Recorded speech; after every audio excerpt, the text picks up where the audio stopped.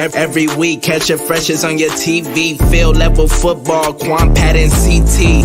On the field, running plays for the 3P. And we shine lights, camera action when you see the team. Pick 6, touchdown when I got the ball. And if you think you in my league, tell them knock it off. Money calling every day, and I just got the call. Reduction over projection, it's in us, we just got a ball. We just got a ball. We just got a ball. We just got a ball. Field Level family, it's the Field Level football podcast of the West Coast. Thank you all for being a little bit patient with your boys. It's been a minute. You know, every once in a while, you might run into some technical difficulties because it's been a minute. I think I want to go to this layout. I like this layout. I like when it's like, ooh, wow, now you got the whole joint. Y'all see what's in the background, the whole nine. I'm Pat. That's Quan. That's CT. We here for another. We've been off. I ain't gonna lie to you. We've been off. All right, look, we've been off. Our bad. I know y'all been waiting to see what's been going on. Y'all been wanting to talk Field Level with your boys, but we're here. We're back. Why take the time out and try to discuss why we weren't here? Let's talk about why we are here. It's football time. Quan, CT, how y'all doing today, bro? Oh, we feeling great, baby. We feeling great. Ready to talk about all this great week of football, especially my Raiders. CT, how you feeling? I was good for you said that. Nah, I'm all good, man. Excited to be back, man. Been thinking about this for a while, so I'm glad we can able to get things rolling and we can discuss, everything that's been going on. Because it's been a lot. All right, Field Level family, the ones of y'all that's in here, man, make sure y'all hopping in this little chat. Let's have a discussion. Who on right now? Let's hop in this chat, see what we're talking about. Let's just jump right in, man. A lot of things have transpired since the last time we've been on, right? There's been a lot of things that have happened. We're going to talk about the Raiders, of course. We're going to talk about them and everything that they have going on with the coach, losing the coach, coming out getting the win today. But let's just backtrack a little bit. Let's move backwards a little bit. We know that the Niners had a bye this week, so they weren't on the play. But before we jump into the Raiders, because that's the meat of the show tonight, because they actually did play, let's talk about the San Francisco 49ers a little bit. If you would not mind, Quan, I know that you got your style. Hey, I don't mind at all, man. Let's get into it. I don't mind. You got your notes ready, the whole nine. But I wanted to talk about the Niners just a little bit because the 49ers came into the season with very high hopes, Super Bowl contention, whatever the case may be. But I just kind of feel like things have not quite materialized the way the 49ers have hoped. There has been rumblings of, the injury bug has come back. Injuries are starting to happen. You lose Mostert. You lose Elijah Mitchell. You lose George Kittle. You lose Jimmy Garoppolo. Jason Verrett goes down. Just a litany of everything going on. Hey, man, nice to have you, man. Welcome in. Holla at us, man. But you lose a lot of different individuals over the course of the year, right? Bang, here we are. Then there's rumblings about Kyle Shanahan. What's going on with Kyle? What's going on with this play calling? What's going on with this football team? Trey Lance comes in. All accounts plays well for a rookie. I mean, a lot of times people fail to realize or they forget this guy is playing his first full game in 2 years? Like, yep. That's a feat, you know what I mean? But one thing I wanted to talk to you guys about, just to start the conversation, it can go either way it wants to. There's been this whole Kyle Shanahan play calling thing, where people have been really scrutinizing the play calling of the offense. I have a particular thought as it pertains to this. Might be like a quote-unquote conspiracy theory, but I want to share with you all my thoughts. We're doing good, man. Hey, hope you're doing good. I want to share with you guys my thoughts, and then I want you guys to talk to me. Talk me off my ledge, so to speak.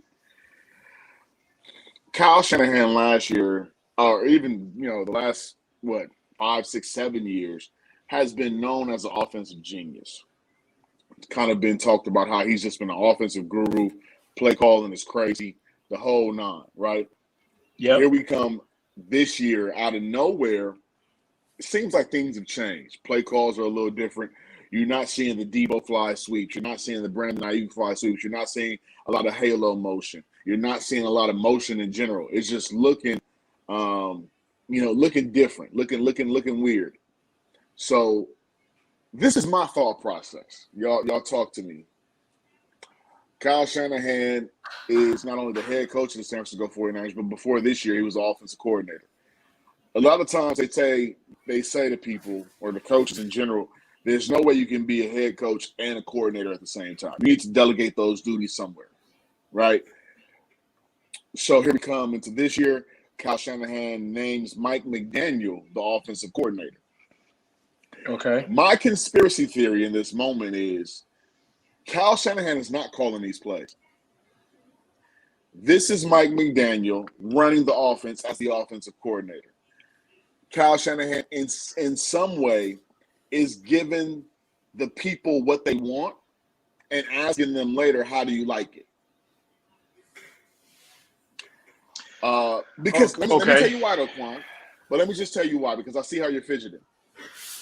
I can't honestly believe in my heart of hearts that Kyle Shanahan goes from one of the best play callers in football, best play designers in football, to what we're seeing now. I just don't see how in a year's time you go from a guy who can draw up a play that'll blow your socks off to a guy where you're scratching your head as to what the heck is going on. I can't draw correlation without trying to spin it and saying, okay, maybe he's just not calling the plays. Maybe all play calling duties are now solely on Mike McDaniel. I have to think that. I don't follow the Niners as closely as y'all do, but I find that hard to believe, and that's just my opinion because I don't think Shanahan, I don't think his job is in jeopardy, but you can't just be that prideful to be like, well, look, y'all didn't want me calling plays, so I'm focusing on being the head coach of the team and delegating. So now you get what you asked for, 49er, Niner Empire, or whatever y'all call yourselves. Here you go, fans. Here you go. And this is the result. I don't think no coach is untouchable from getting fired. And last year, y'all was 5 what was y'all final record? 4 and what? I don't want to talk about that. No. I'm not talking mess. I'm not talking mess. I'm making a point that you guys didn't win a lot of games last year for whatever the reason is, injuries and all of that. Whatever the reason was last year that you didn't win games, it's the same reason this year. So if we want to calling, but you know what though, play calling was never brought into question last year. Not one point in time was play calling brought into question. And what I'm saying by that statement is, Quan, and CT, you can follow up here, is that in him giving the people what they want, it's an ego thing, as in the sense of see how much you really need me. It isn't a situation where it's like, it's just, maybe it's drawn. I don't know. I can't believe that the boy wonder Kyle Shanahan is calling these plays. Can't do it. CT. Okay. I appreciate you bringing this up. I think that has some credence. I've been thinking about that for a while. I do believe that he was stretching himself thin, considering everything that was going on the last couple of years, injuries and the ups and downs of, going to the Super Bowl, not making it, happen at the end and all of those things. I think that he realized that he needed to, exude his energy all over instead of just being solely focused on the offense like he was. It felt like, and I do think that Mike McDaniel has something to do with it. I think he has a little bit more influence in it, more so than he did before.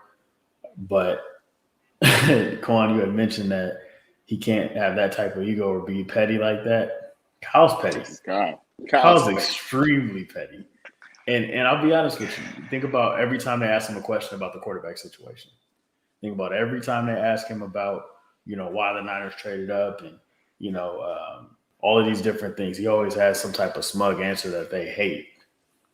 I mean, that's his relationship with them, right?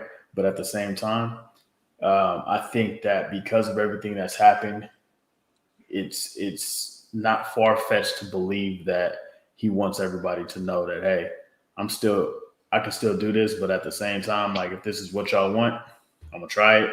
He hasn't always gotten his way, and I do believe that has affected his coaching ability. I feel like he's a little bit more vulnerable than I've seen him. He looks a little bit more agitated, but I can't blame him because of everything that's happened. It's been crazy. We've definitely been struck with bad luck, and everybody's canceling us, man, and it's not time yet. I'm not saying that we're going to have a huge turnaround, but I believe that there's potential to. You look at the Green Bay game, that was winnable.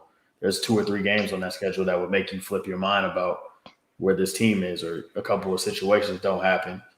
You never know. So I'm not completely off the boat or feel the need to pull you off the ledge because I don't think you're going to jump right now. Like, it's just, I don't think we're at that point, but I do think that when a team isn't winning, of course things start coming out. So, but that's my point. That's my point. You're not winning games as of now. It's still early in the season, but you're not winning games, and you don't look good.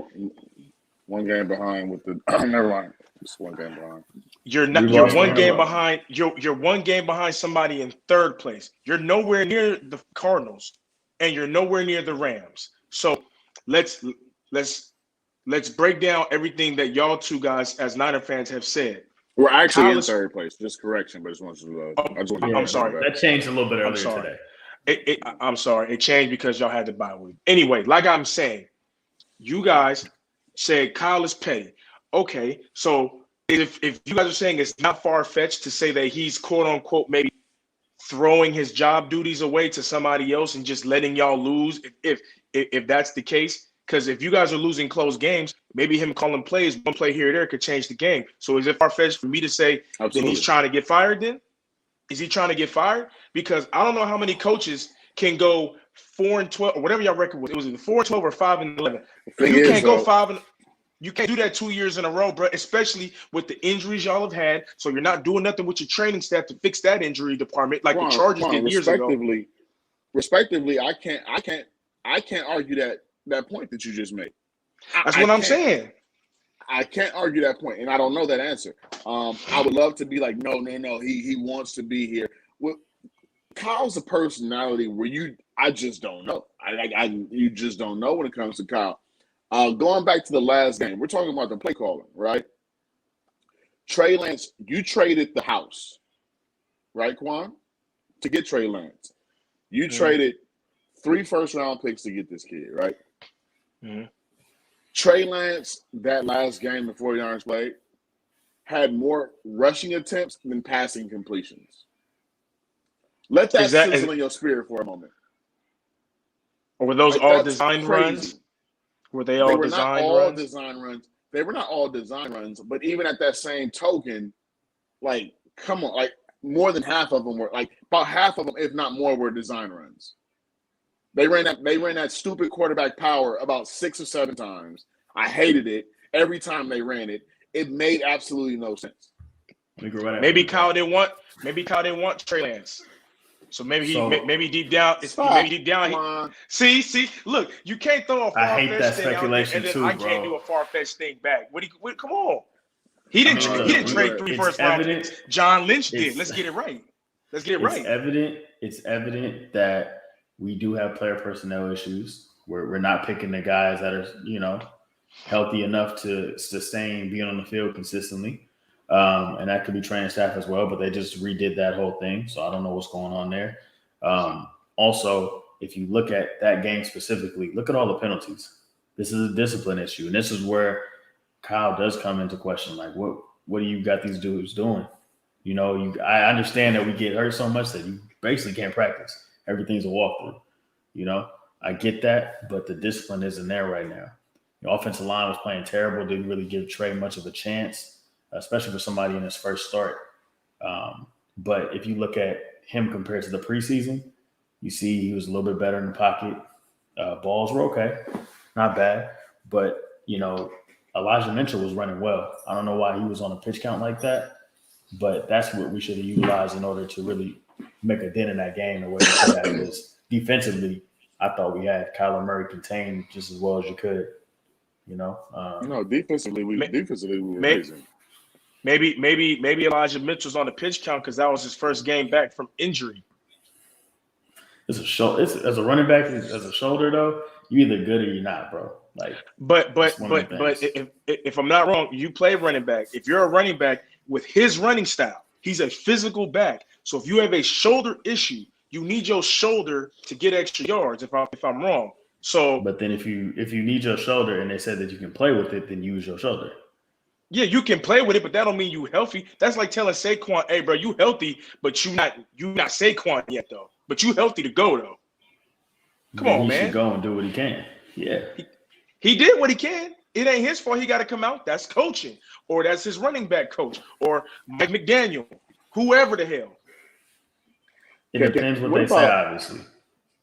Just a random thought that I'm thinking as I think back to these 49ers that we're talking about, discussing. We're about to shift over to the Raiders in just a moment. But great. How about just a random thought, Quan? How about Deebo Samuel having a Pro Bowl year? Like, how about Deebo Samuel, arguably, stats wise? We love to talk stats on the field, though. I know, especially like production. Yes, production. Stats. Is he arguably one of the best receivers in the league right now? I'm talking stats. Quan, I want to talk to you for a second. For this year, for this season, I'm not going to argue that because if the numbers are there, the numbers is there, and they are what they are. But if we're talking since he's been in the league, no, he's not one of the top 10. Oh, so but if you want to, but if we're talking this year, if we're talking this year, absolutely, he's putting up good numbers. He's putting up great numbers. Top 5. I definitely want to just hear you say that. I think the 49ers are going to be okay. They're 2-3. Coming out of the bye week, I think that hopefully something changes within this bye week. Let's not forget Trey Lance is hurt. So, what's up with that, bro? So, I heard something how about that goes. Let me just throw one thing in. Do you think that they said he was hurt so that he could stay at the facility and prepare? Because the rule is that if it's a bye week, you're not able to be at the facility.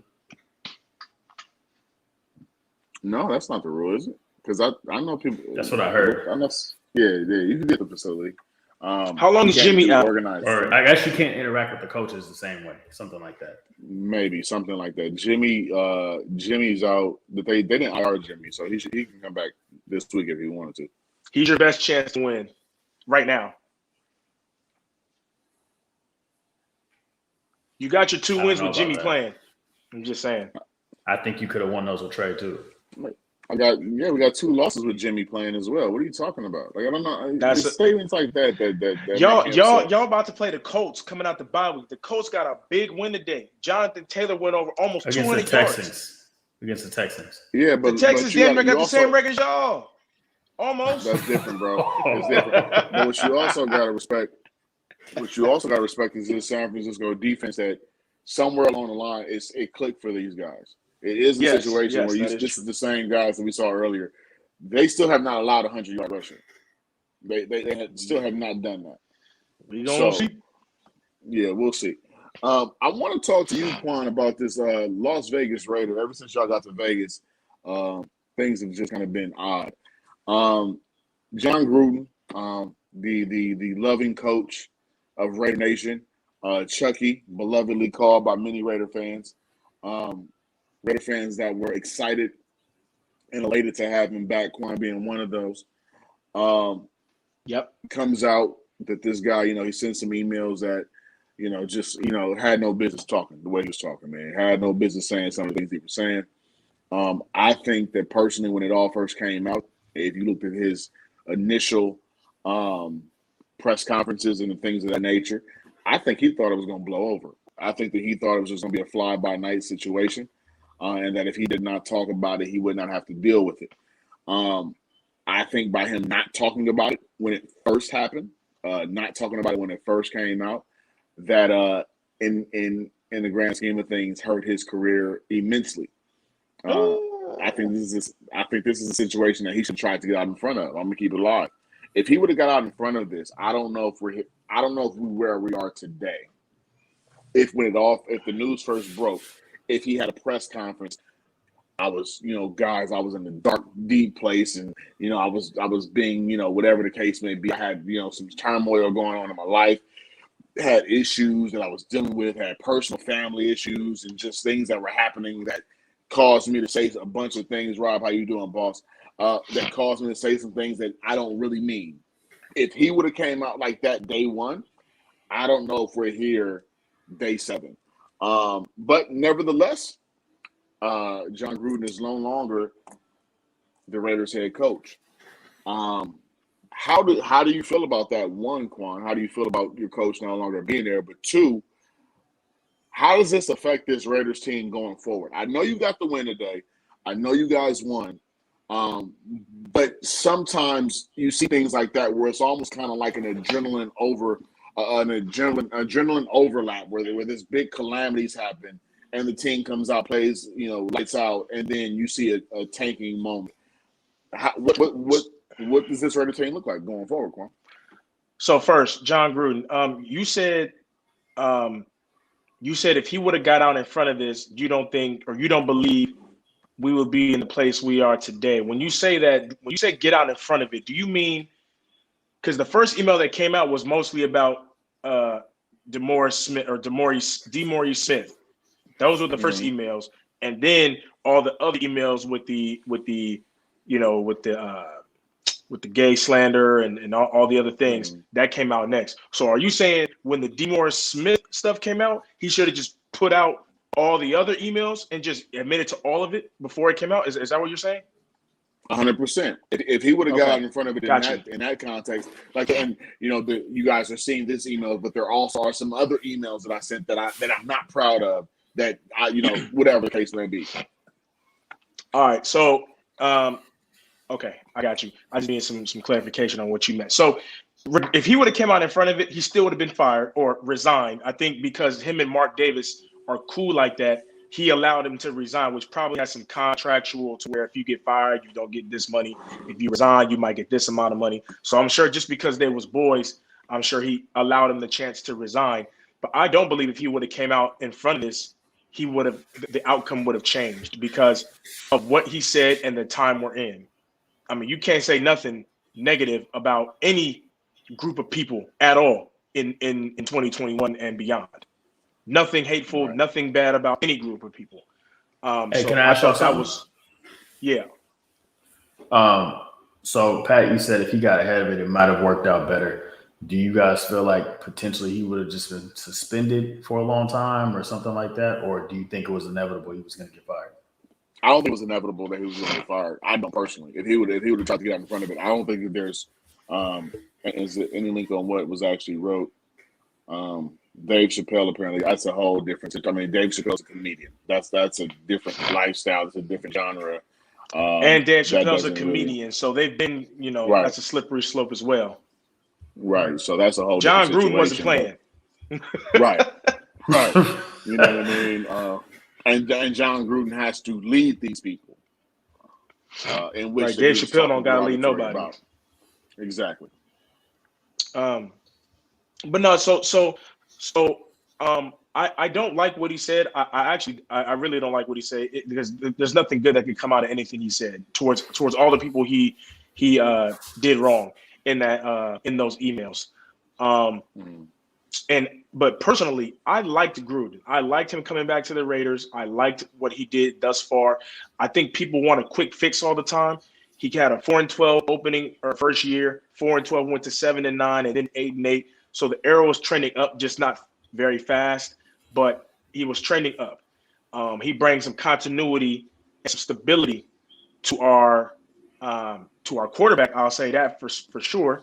But when you say what you say, you're not going to keep your job, straight up. And it was a 10-year contract, right? It was a 10-year deal, and your character shows. I know you guys have heard the saying, like, there's certain people who tell the truth. Kids, when you're angry and when you're drunk, the truth comes out. So regardless of what time John was in or who he was sending the emails to, it's not right, because that shows how you clearly think of people when you're texting or emailing a friend. Behind closed doors.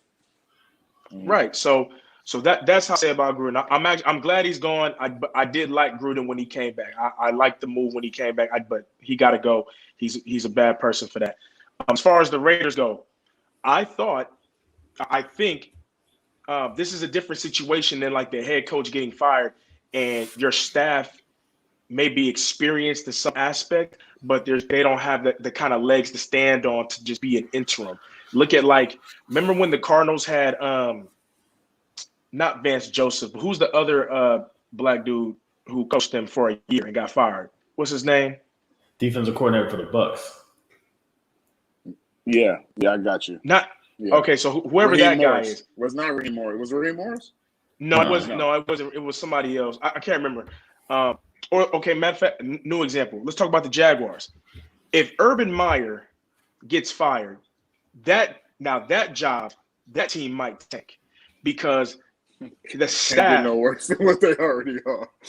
Well, that's true, but you get what I'm saying. The staff doesn't have the staff does. There you go. The staff doesn't have the legs to stand on like that. In terms of our job, John Gruden goes, but our defensive coordinator Gus Bradley was a head coach before. The special teams coach, who is the actual interim coach, he's been a special teams coach for over 15 years. And sometimes the special teams coach are the leader of the guys. You know, a la Dabo Swinney was a special teams coach. Look at the job he's doing at Clemson over the time he's been there. So, and our offensive coordinator, Greg Olson, called the plays for Derek Carr his first few years in the league. So I didn't think the situation was as bad other than Gruden being gone. The situation was good. Carr knows the guy calling the plays. He called plays for him before. Our D coordinator was a head coach before. So I thought the situation was like, well, if we're going to lose our head coach, at least we have this, and we can still make a push and be straight instead of like, oh, well, I don't know who our D coordinator is. Who is he? And the guy calling plays was my receiver coach. He got elevated. Like, it ain't that. That's what's working. That's what's really working in you guys' favor is that Gruden was not a coordinator. He was literally the head coach, but he was not the person calling the plays. He was not the person designing stuff. So that's definitely working in your favor. That's a good point. Yeah, so that's all I'll say about that. And then I'll let you guys chime in, and then we can break down the win and all of that. But yeah, that's how I feel about your 2 points, Gruden, and then how I think we'll move forward. CT. Man, it's been a rough week. You know, learning all that. Definitely became a fan of Gruden with his time at ESPN. With the FCA, the Fire Coaches Alliance thing. Mm-hmm. I enjoyed watching that stuff, and you know, come to find out, those emails were sent during that time. So that's also interesting. We could touch on that another time, but you know, I just think it's messed up. You know, considering just the damage it can do to your team. But I was happy to see that the Raiders responded the way they did. The special teams coordinator is pretty well regarded in the league. I can't really even say his name, but you know, I was impressed with that. And then on the flip side, you got Gus Bradley, who you know, has won in this league, you know, and been a special defensive coordinator. Wasn't he the first technically defensive coordinator for Seattle that led to the Legion of Boom during that time? Was he the first? No, it was the Falcons coach, not Dan Quinn. Dan Quinn. Yeah. It was Quinn first, right? Then Bradley, something like that. But you know, pretty well renowned from that perspective, and I think the team will rally around who they have. But you know, it's just a sense of what else are we gonna find out? Because I know more stuff's gonna come out. So, it's gonna be bad all week, bro. It's finna get bad. They talking about they about to release all the emails. The NFL, well, as far as with him, but the NFL has said that no one else has been brought into question as it pertains to the emails. So as of right now, it's really just John and my man from the Washington football team. Well, the other piece, John wasn't employed by the NFL at that time, so he's going to be a little bit more edgier than maybe some other people may be. I have a question before we get to the game. Let's just play a game. I assume, okay? If John Gruden was sent, right? Want to play a game? John Gruden sent those emails in confidence to the ex-owner of the. I'm not owner. The ex GM or president. Or president of the Washington team, right? There was over. What they say, Pat? Was it 7,000 or 70,000 emails? 7,000, right? 7,000. 65,000. Oh, 7,000 emails. If they don't want this to get out, but if I'm not mistaken, the New York Times has these emails. So if the NFL was smart, they better cough up a big bag and say hush up, because if that comes out that all the owners, if not a lot of owners, think like that, I bet if it comes out Colin Kaepernick's situation is gonna get brought back up, because we all know why he didn't get back in. All of the Cam Newton slander gonna come back up. It's gonna be bad, bro. Colin got to see me anyway. I ain't got time for Colin right now anyway. Oh man, But never mind. Yeah. Never mind. But Talk no, about game, bro. I definitely agree with what you're saying. Definitely unfortunate circumstances, but in the grand scheme of things, actually, it's very fortunate circumstances, because people like that have to be exposed. We have to know what's going on. I think it was the right move. You had Tampa Bay immediately took him out there and got honor. Yeah, no, bro, you ain't about to get no accolades and none of that around here. And honestly, it sucks because you do like John Gruden, right? It's like traditionally over the years, you've always kind of had an affinity towards that guy. So it does suck. But let's jump into the game, man. So Raiders first game without John Gruden at the helm, go over and they're going to take on the Denver Broncos, a team that is trying to put some stuff together, trying to figure some stuff out. Ideally, it was an ideal opponent to go up against. Fresh out. Let's just call it spade a spade. Derek Carr had a great day, 18 to 27, 341, 2 touchdowns. Was only sacked twice. Josh Jacobs, 16 carries, 53 yards. Ruggs, 3 catches for 97 a tug. And then you had Perryman and Littleton and those boys who really made a difference on the defensive side of the ball. This team is very interesting because it's not operating right now how I thought it was. If I can be completely honest with you guys, I felt as though going into this year, I thought it was going to be just solely dependent on Josh Jacobs. I definitely thought Josh Jacobs would be the focal point of this offense. And to chagrin of mine and to his credit, Derek Carr has played lights out. Derek Carr has played some really good games. He had a couple little hiccups the last couple weeks prior. But for the most part, he's been really steady, really solid. Henry Ruggs has been flashing. So this team is looking pretty solid. I don't know what's going on in the AFC West. The Chargers are looking like the Niners. Let's just call it a spade a spade. The Chargers are not looking like that immovable object anymore. The Chargers are not looking like, the Chiefs, I should say, are not looking like just unbeatable. They're very much human again. Patrick Mahomes, I saw a stat this year, has thrown just as many interceptions as he did the past year or two. So that's 15. interesting. Yeah, so that was interesting to see how he's just turning the ball over the way he is, because he's been, pretty solid at protection. The Chargers, who came on so strong this year, thought that was going to be the guys. They just got absolutely embarrassed in Baltimore. So this AFC West is kind of open for a team like the Raiders to take advantage of what's been going on and make some serious noise. Quan, I'm gonna let you wrap on it, and then CT. Well, let CT wrap on the Raiders, and I'm gonna let Quan wrap it up. That'll work. This is the opportunity I've been waiting for. I wouldn't say that the Chiefs' kingdom has fallen down, but it's definitely in danger. I think a lot of the weapons have been neutralized, and I still think from a personnel perspective, they never really found that second receiving option outside of Tyreek. They had some special packages for like Hardman and a couple, and obviously Watkins, how he was used at that time, and then relying on Kelce. But beyond Kelce and Tyreek, what else do you have?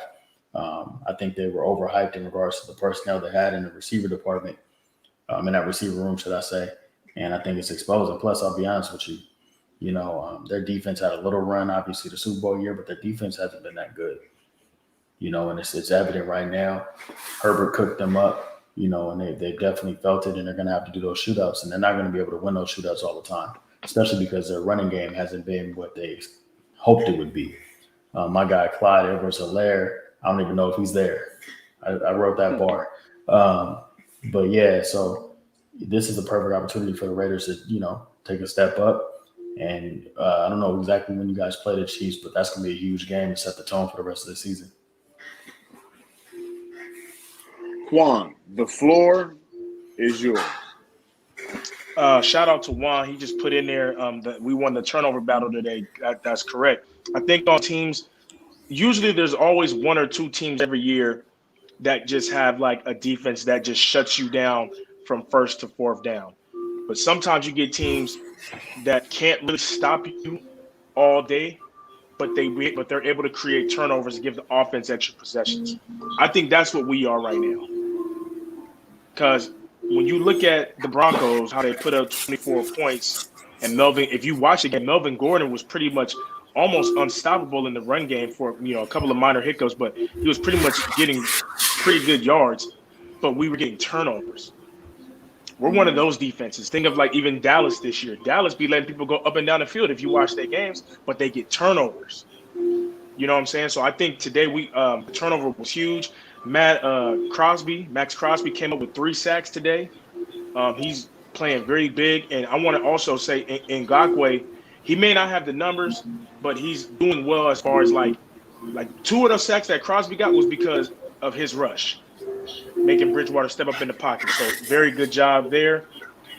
You mentioned Josh Jacobs. He hasn't quite got going yet, but I don't think he's also 100% healthy. He's just healthy enough to start. I don't think he's 100% healthy. But I like the fact in the play calling, Derek Carr audible to a lot of runs today, depending on what the defense was doing in their fronts. And that was able to get Josh Jacobs loose a little bit. So hopefully we see more of that. Carr was efficient. And if they're going to try to take Waller away, which you should, then we got to get guys like Ruggs. When we get the opportunities to hit them, we got to connect. Ruggs had some great catches today. Brian Edwards had a big catch down the sideline. It was a PI. The dude was holding his whole arm, and he caught it one-handed and still ran for another 20. So I'm very proud with how we're doing. I was surprised that we have a safety who kind of reminds me of Jamal Adams. Box safety, big hit. He got a pick today. I was juiced. I'm talking about Abrams, if you don't know. So he got a pick. Our second-round pick, rookie safety, got a pick today. Faison got a pick, who we just picked up off the I want to say he was on somebody's practice squad. I can't remember. But all in all, man, we're playing very good. Derek Carr is clearly the leader of this team. He's going to take us where we need to go. People need to stop sleeping on Derek Carr. He to me, I'm not going to say he's top 10 because I don't want to be a homer. No, he's don't definitely top 15, and he's working his way up. If we just look at the numbers right now, he's top 15 for sure. I think he's like 11 touchdowns and 4 picks. He's playing really well. And the future's bright, man. And you mentioned the Chiefs and stuff like that. The Chiefs are in a situation where the offense isn't bailing them out as much as they used to. That's the problem. And the day when the defense actually plays well, Patrick Mahomes does too much. The 2 interceptions were because of doing too much. He needs to no, one was Tyreek Hill's fault, but the other one, you're already getting pulled down to the ground and you try to throw it when you're falling. It's like, dude, you're doing too much. Your defense isn't good enough to do too much. So just play within the confines of the game. They'll be all right. The Broncos, last thing I'll say, Pam, kick it back to you. We can, keep it pushing. This is why records don't tell the story. The Broncos were 3-0 at one point. The Raiders were 3-0 at one point. But the Raiders beat the Ravens, the Steelers, and the Dolphins, who all last year were playoff teams. The Broncos beat the Giants, the Jags, and the Jets. All 3-0 teams ain't the same. Kick it over to you. Yeah, well, I mean, it is what it is, man. And the Raiders are playing good football. They're winning right now, so a lot of us have to deal with the Raider banter. I can't stand Raider fans. You love us, don't mind. Beings. You love us. Hope that you guys, take a quick fall, slide to what are we guys 4-2 now, right? We tied for first. Address us properly. Oh, okay. All right. Yeah. Well, you're 4-2 right now. Hopefully, you guys finish the season 4-13. This is the field level. We back at it, guys. I want you guys to make sure that you're following us on all social media platforms. Yeah. See, got mom to laugh on that one. Yeah, moms know.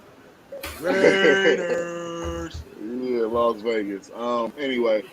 Follow us on all our social media platforms. Make sure that you guys are following us there. Push us to make something happen, man. Push us to get it going. Push us to be a part of y'all family, man, because y'all are definitely a part of ours. Follow us on Twitter at the Field Level 1. Follow us on Instagram at the Field Level. I always mess that up. What's your fantasy football records? My pop says. Let's go ahead on and update the people about what this fantasy football is looking like for. I bet Pops only asked that because he must be doing good, huh? So right now it looks like standing at the top seed. I'm currently beating our top seed right now, which is Jay. Jay standing at the top seed with 5-0. Pops is also 5-0, but he's sitting at the number 2 spot because of his point totals. Then you got Quan at number 3. Ed is at number 4, 3-2. Miles also. Oh wow. We got Chris. Wow. Is at the 6th spot. It's 2-3. Twan is at the 7th spot. Is also at 2-3. I'm at the 8th spot at 2-3. We can move on. Moms is at the 9th spot at 1-4. Moms also just says I beat CT today.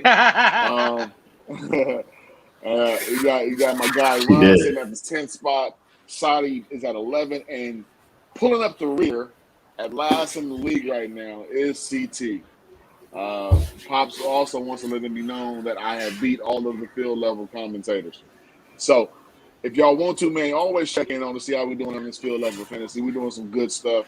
Like I said, matchups for the week. I'm gonna just go over this right quick before we get off of here. Currently, I'm up 28 points right now on Jay. So number 8 is beating number 1. So Jay, I got him. Don't worry about it. Quan is absolutely destroying Miles right now. 119-65. Sadi is losing to Big Ken's team. Twan is taking out Ron. Then we got Ed is losing to Chris. And CT got absolutely destroyed by Moms. 105. CT, what's going on, bro? What's going on, bro? A lot of injuries, bro. A lot of injuries. I think the biggest part about it all is that CT, for some odd reason, has started Tyler Heinicke over Sam Darnold. I mean, Sam Darnold didn't really play well, but yeah. Oh yeah, 30 points. Tyler, what are you at, 28? I'm having a rough year. And he also had Alex Collins, who was the starter tonight, over Chris Carson, on the bench with 15 points while he started Hines from the Colts. So, shout out to CT and everything he has going on. Apparently, he was like, let me go ahead and start, a couple guys that are, his team is, Jesus Christ. This guy has, Terry McLaurin, 2 points. Tyler Higbee, 3 points. Naeem Hines, 2 points. Cleveland's defense, -2. My guy really read my whole roster. And the funny part is I am in last place. And you know what my single win comes from? And you know who I beat in my victory? It was me. It was game one. Game one. Hey. Things happen. Hey, can I shout out myself? Moms also because want to point out. Well, the roast game is crazy today.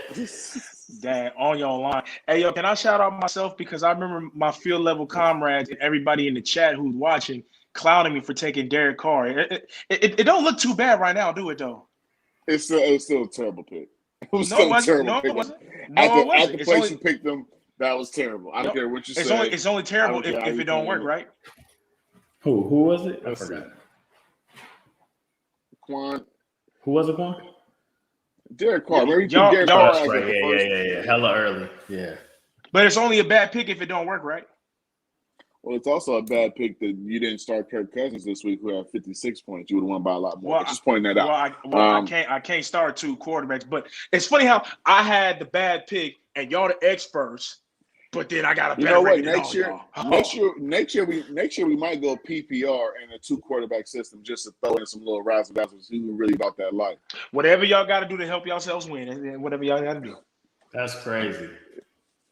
It's the Field Level, the football podcast of the West Coast. I'm Pat. That's Quan. That's CT. Make sure you tuned in, man. Make sure you follow us on our social media platforms. It's the Field Level, the football podcast of the West Coast. Over and Yeah. out. Over and out.